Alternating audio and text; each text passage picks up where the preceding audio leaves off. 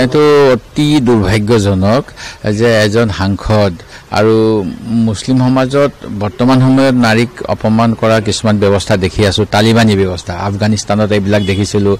ছোৱালীজনীয়ে নোবেল পুৰস্কাৰ পাইছিলে, স্কুলত তেওঁক মানে পঢ়িব দিয়া নাছিলে, বা পাকিস্তানত তেনেকুৱা ঘটনাবিলাক হৈ থাকে। কিন্তু মুছলিম সমাজৰ শিক্ষা দীক্ষা এনেকুৱা নাছিলে, তেওঁলোকৰ সমাজতো নাৰীক সন্মান দিয়া ব্যৱস্থাটো আছিলে। কিন্তু বৰ্তমান সময়ত ভাৰতবৰ্ষত জন্ম লাভ কৰা ভাৰতবৰ্ষৰ নাগৰিক, প্ৰাক্তন সাংসদ, জামিয়াত উলেমাই হিন্দৰ অসমৰ বিষয়ববীয়া এটা ৰাজনৈতিক দলৰ নেতাজনে যেনেকুৱা অশালীন মন্তব্য ৰাজহুৱাকৈ দিলে ই কেতিয়াও গ্ৰহণযোগ্য নহয়। আৰু মই ভাবোঁ তেখেতে উৰ্হৰ খং ভগাদাৰীত দিছে কিজানি, সেইটোকে তেখেতে ক্ষমা খোজা উচিত, তেতিয়া ৰাইজে তেওঁক ভাল পাব।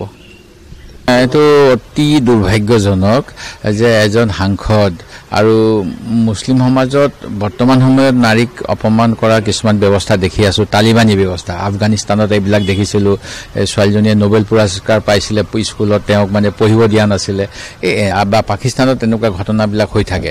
কিন্তু মুছলিম সমাজৰ শিক্ষা দীক্ষা এনেকুৱা নাছিলে, তেওঁলোকৰ সমাজতো নাৰীক সন্মান দিয়া ব্যৱস্থাটো আছিলে।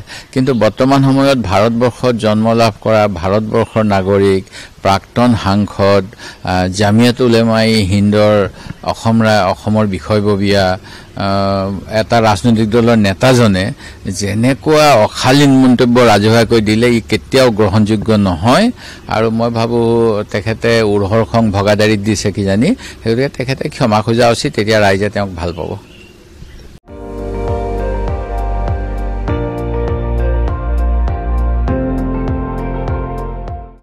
আপুনি চাই আছে ND24, সৰ্বশ্ৰেষ্ঠ নহয় সৰ্বোত্তমৰ দৌৰ।